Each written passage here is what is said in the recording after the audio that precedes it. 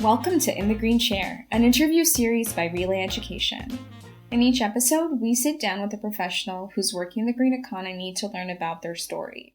Relay is a Canadian charity that delivers renewable energy and environmental education programs with the goal of creating change for a greener future and fostering the next generation of green leaders.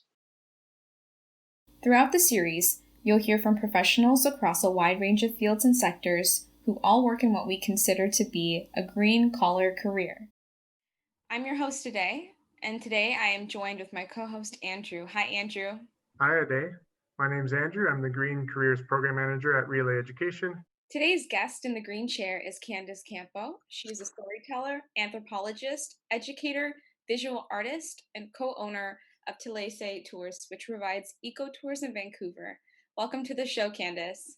Thank you so much, Ade. Can you please tell us what Talaysay Tours does? Talaysay Tours is an Indigenous tour company that provides authentic Indigenous experiences. We do events, workshops, walking tours, and we have a long, extensive history of doing kayaking and canoeing. Day trips and multi-day trips. Our primary location is in Stanley Park. Talaysay Tours is an extension of the work that you have already been doing for many years to teach, share, and archive your Seashell culture. Can you speak on your journey to starting a business? Okay, thank you, Ade. I would love to share my story and a little bit of my background that brought me into education and tourism. And my ancestral name is Hatsametsa. It translates to "I was be there." I was named after my grandmother. And our ancestral names amongst our people are literally thousands of years old. I was born in a small community called Seashell, and I am a member of the Shishálh people of the Seashell Nation.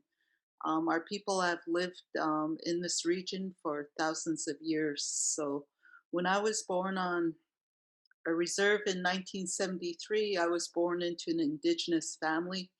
Our family have a wealth of storytelling and a really deeply connected connection to the land. So I always grew up as a child with these rich Indigenous stories, as well as a strong practice of hospitality. So when you have visitors come to visit your home, your family, your community, you always give them your best.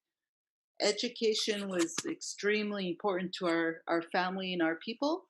So it was always promoted, and I was always informed that, you're going to get an education, get a career.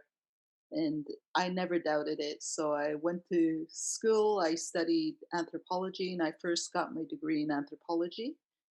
And then I went back into my community and I worked as an education administrator and even a principal of a band school. It was very challenging, rewarding.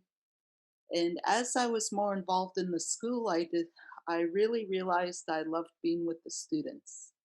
So I told my community, and they were very gracious. I told them I want to go back and get my teaching certification. I went and got my teaching degree. I came back to the community and I played a more active role in teaching. I taught in the public schools as well as our band owned school. I taught language, history, and shishálh, our language. I did that for many years, and being very open and honest about my passions, I realized that I really want to be on the land. I grew up on the land as a child, and I really wanted to be a part of the new direction of land based learning. So I actually had my existing company that I only ran in the summertime, but I decided I am going to take my company and I'm going to run it full time. And to make a long introduction, come to a summary. In 2016, as an educator, I've been running a full-time tour company that focuses on educational, ecological, and Indigenous tourism. And it's been a joyride. It's had its challenges, but we're still going strong. And I think it is an amazing career choice. and there's also other things you need to consider. When you were growing up, you learned about your people and your history from your community only. That was the only outlet that you had for that Um, education. I'm very grateful that I actually grew up in a community where my way of life was very Indigenous. I say that because we had met older members, elders, my grandmother, my eldest aunts who could speak the language, even though all of them went to residential school.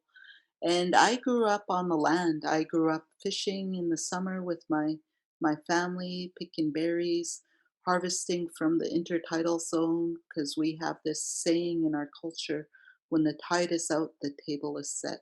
And that means when the tide is out, you have this wealth of delicious food from the ocean. You have like various forms of clams and cockles.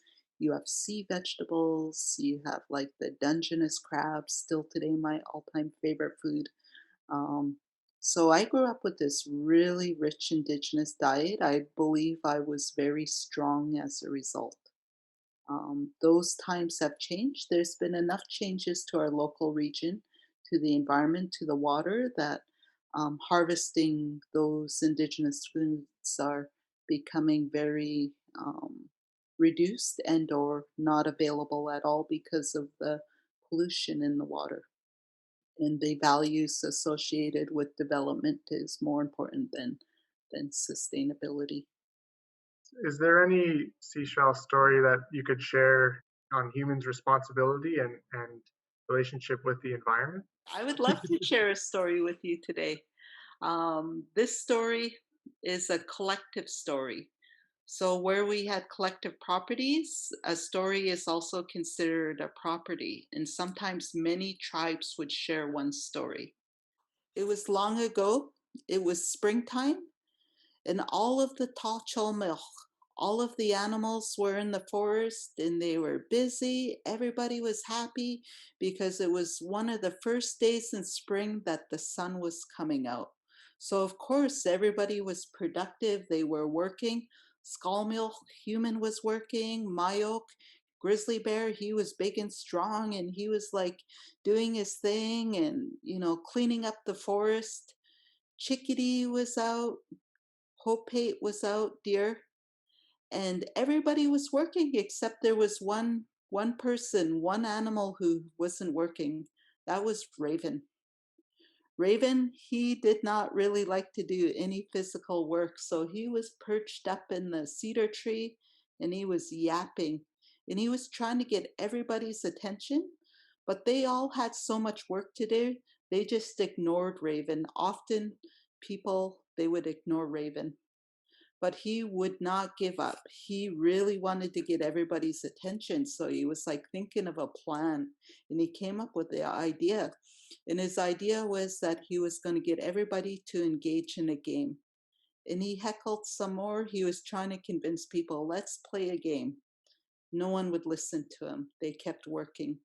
But he knew one way to get everybody's attention, and that was to focus on Mayok. Mayok was the grizzly bear, and everybody loved Mayok because Mayok was not only a strong person, but he was very community minded and very helpful. So Raven, he posed his question. He shouted out, perched up on the cedar tree. He said, I know. He said, the game I would like to play, I would like to see who's the strongest person in the forest. People kind of stopped and they started listening to Raven because everybody knew who was the strongest person in the forest. And in fact, they were so proud of Mayok that they wanted him to demonstrate his strength. And Raven, soon as he saw everybody paying attention, he knew that he had them. And he said, Mayok, show us what you can do. Mayok was a modest person and he kept working. And he said, everybody, um, what do you think Mayok can do with his strength? And people started cheering for Mayok. And Mayok did not want to disappoint his friends. So he put down his work and he walked over to a stump, an old tree stump that was still in the ground. And all of the animals in the forest, they started smiling and getting happy because they knew Mayok was going to do his thing. And sure enough, not wanting to disappoint, he went and grabbed the stump with both hands and he's like, "Rah," and he lifted it right out of the ground, roots and all, and he showed his strength and he threw the stump across the forest, and all of the other animals, they were cheering and they were happy for Mayo. But interestingly, there was one animal, one being who wasn't happy for Mayo. It was Skullmilk. Skullmilk is human, and human sat there and he looked kind of worried. But the game went on.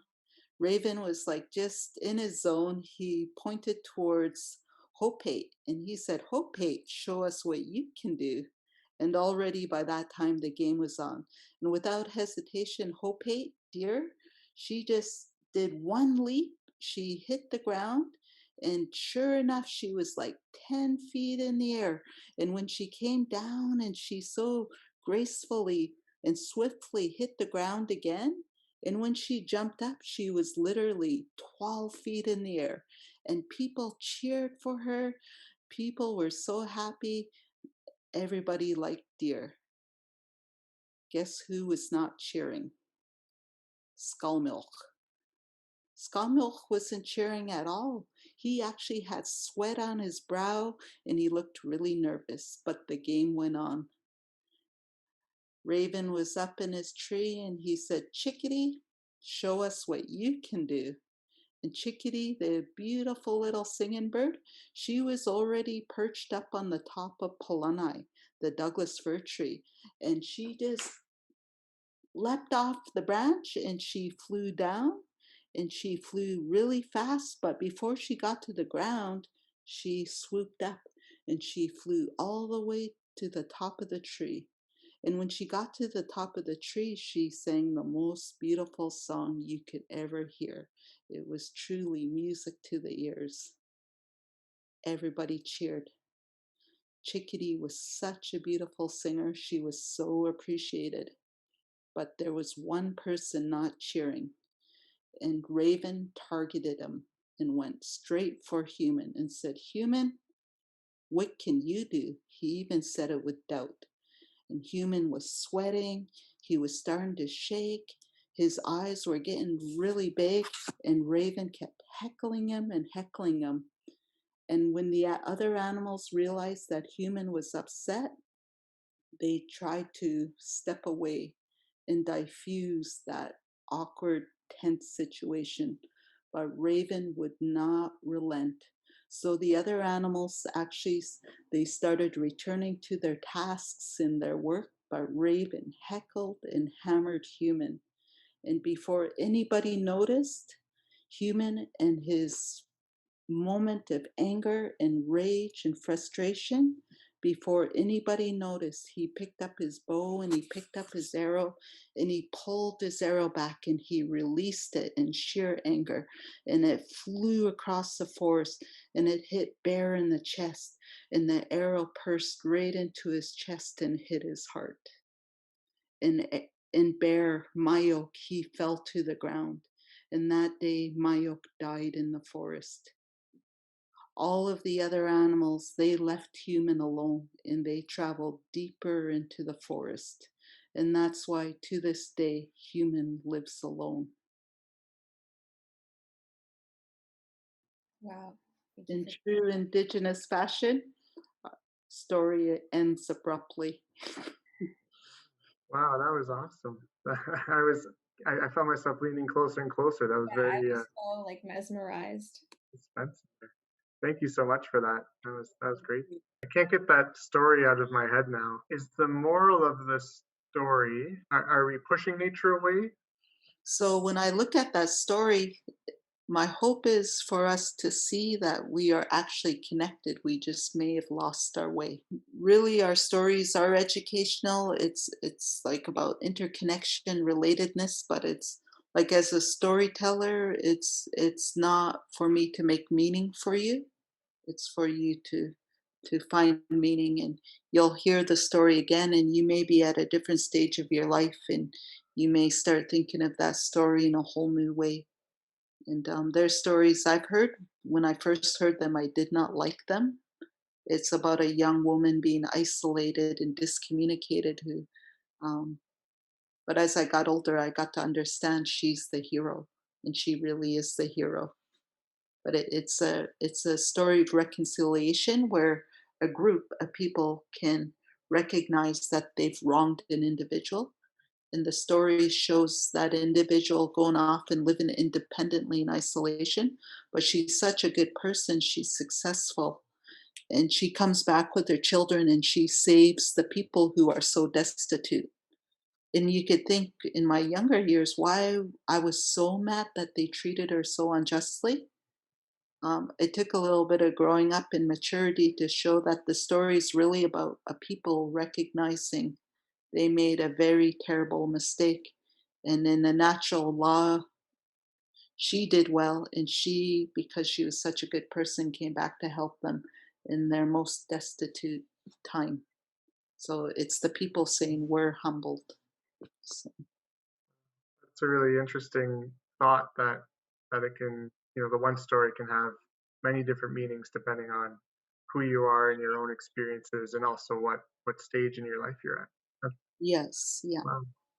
I like the open endedness of you not telling the audience what it means. I want to talk about oral history and storytelling because these are important parts of Indigenous knowledge keeping in cultures all over the world. So, when we look at the history of this land, there's been a lot of intentional Indigenous cultural erasure and revisionist history. So, as an anthropologist, can you share how you research and archive knowledge that is not written in a textbook? I really like that question. Thank you. So, within an Indigenous society, we actually had a way of life that I would consider very advanced. So, people would be highly multilingual. The whole economy, political system was based on reciprocity, sharing, and the oral tradition would be alive and thriving because before the epidemics, our peoples had really large populations because we were able to afford and sustain large populations here on the Northwest Coast. We had diversity, we had specialization. So if you were very good with languages, someone would take you on in a master apprentice program and they would train you in languages, train you in diplomacy, and one day you may be the ambassador for one of the chiefs. And we would share stories with each other. Our orators, our storytellers, they literally had the capacity to reiterate stories verbatim, word for word, 10,000 words or more. So our brains were trained differently than they're trained today within a Western busy society. We're so busy today, we have to put everything on our calendar digitally so we remember at 2 o'clock what we're doing. So that's what oral tradition was for our peoples. People's memories were trained differently than our memories are trained today because they functioned in a different world with different purposes and priorities. And I come from that rich oral tradition. Even within its transformed state, oral storytelling is still very strong within our communities. And because I was able to grow up in that community, I was able to step into tourism, even though I didn't have a solid background in small business. But I had the strength of delivering an experience that was memorable and impactful. So anthropology is the study of the history of human culture and human society, and gives insight, into how people used to live, and how how societies have evolved and changed over time. I'm wondering what role do you see that playing as we try to build and switch to a sustainable future? Anthropology, psychologically, the social sciences are have become more self-reflective. The history and the origins of anthropology of studying the other. researched accounts were not always used in a positive way. It was to study human behavior of Indigenous cultures, specific communities to appropriate, sometimes for commercial, or to manipulate, to dominate. So I do recognize that history within anthropology. I also find there's value. One activity really shaped the way I approach my work in working with people, and it's the subject, position, location. So whenever you're in a work environment or in an educational environment, really being aware of your own background, your values, your socioeconomic status and history, your gender spectrum, and being conscious that influences how you communicate with people. To summarize that, Indigenous cultures throughout the world, North America, South America, Africa, they have so much to offer the world. Like, we're in a critical state with our environment, we're in a critical state with our relationships with each other, and I think there's a lot of value in how certain cultures approach cooperation or cope with conflict. That's a great point, because there is teachings that have been around for millennia on this planet that we can apply to our situations today. And part of it is a stronger need now, even to connect to nature. So, one of the things we've been doing is we've been offering complimentary virtual tours and just walking out in the forest with our iPhones, and whether we're on Instagram or Facebook Live, just sharing tours with the public. That's probably been a big relief for people, especially those who maybe feeling stuck and cramped in their small living spaces, to still have that ability to see the outdoors. I'm wondering if you are able to host some tours right now through Talaysay. We're in a fortunate position that we can share tours, we can wear masks, our clients can wear masks, and simply by reducing our group sizes, we're sharing with small groups, and preferably groups within their own bubble. Do you have any advice for someone who's wants to be an anthropologist or study anthropology and do long-term research on their respective community? You may notice, when you look at the job post, there's not going to be a whole lot of positions for saying seek an anthropologist. Use your anthropological training with your passions, your interests, and your skills that you're building simultaneously, and marry them. I honestly feel that being an anthropologist has allowed me to be a very successful tour operator and school teacher. And now, with a smile, a videographer. Um, I'm still exploring what I want to be when I grow up, and I'm 47. You the- should never lose that. yeah, definitely. It's so important to always be expanding your own mind and gaining as many experiences as you can. Thank you for joining us today in the Green Chair. Where can we find you on the internet, and how can people sign up for tours? Our online booking system is aboriginalecotours.com. We hope you enjoyed learning about the different paths people take to working in the green economy. Follow us on social media at Relay Education and check out our website relayeducation.com to learn more.